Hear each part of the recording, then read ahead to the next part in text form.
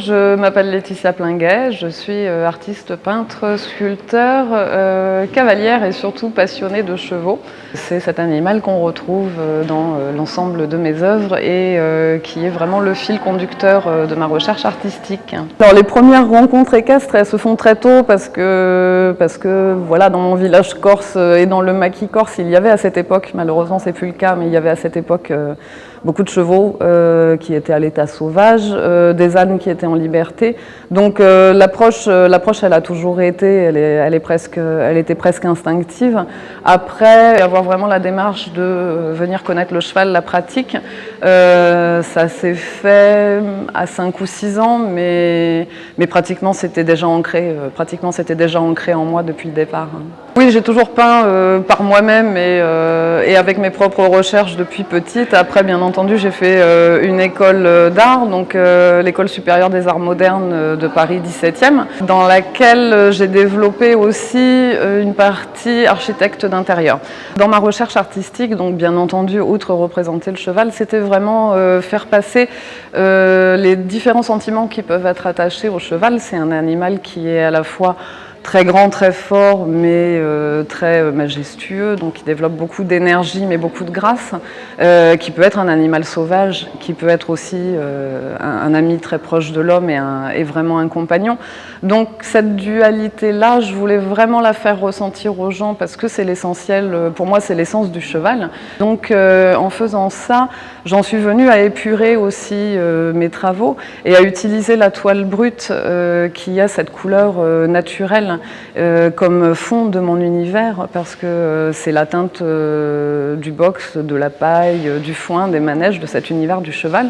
Ça me permet vraiment de m'affranchir de l'aspect décoratif et le fond et me concentrer uniquement sur le cheval que je vais décrire avec des lignes qui guident le regard mais qui ne sont ni fermées ni terminées. Elles s'estompent sur des espaces, des respirations que chacun va pouvoir compléter à sa façon. Donc moi je peins l'essentiel, ce qui me paraît vraiment devoir être dit du cheval, et ensuite je laisse à chaque personne qui va regarder l'œuvre se l'approprier et avec son ressenti et son émotion compléter ses vides et créer son propre cheval. Donc c'est ce que moi j'appelle l'essentiel cheval. Je vais avoir pour base de travail beaucoup le mouvement parce que j'ai mes chevaux qui me servent, j'ai la chance d'avoir 2 chevaux qui me servent beaucoup de modèles et qui sont des chevaux très dynamiques et que j'adore travailler en mouvement. Donc c'est vrai que je vais très souvent rechercher le dynamisme, la force et le mouvement en essayant toujours de garder cette poésie et cette douceur parce que le cheval est un animal doux malgré ses 500 kilos et cette énergie. Donc je vais plutôt rester en général dans des poses et dans des sujets très énergiques, très dans le mouvement. Et lorsque mes chevaux sur toile vont être ou à l'arrêt ou dans des poses statiques, on va retrouver quand même les prémices du mouvement dans l'œil, dans les oreilles ou dans les crins, parce que le cheval est un animal qui est tout le temps en mouvement. Les couleurs, en réalité, pour moi, n'ont pas vraiment déterminent beaucoup moins l'œuvre que le sujet, le cadrage ou vraiment l'intention que je vais avoir au départ. En fait, très souvent, quand je commence un cheval en peinture, je ne sais pas de quelle couleur il va être. Donc c'est vrai que je m'attache plutôt à des couleurs qui vont être proches des chevaux et de la réalité. Mais très souvent, quand je commence un tableau, je ne sais pas du tout de quelle couleur il va être. Et en fait, c'est le cheval qui va s'imposer à lui-même. C'est-à-dire que j'aurais fait mes esquisses, j'aurais fait mon dessin sur toile.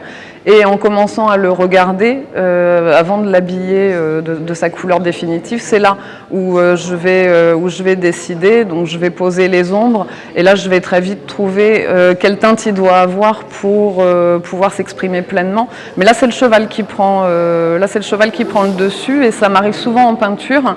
Je suis un peu comme à cheval, c'est-à-dire qu'à cheval on peut diriger et il y a des moments où il faut laisser le cheval nous emmener quelque part, il faut le laisser faire et avoir une initiative. Mais en fait en peinture c'est un peu ça, c'est souvent le cheval que je peins va finir par me prendre la main, comme on dit à cheval, c'est-à-dire voilà, m'emmener et c'est lui qui va décider, qui va avoir son propre choix.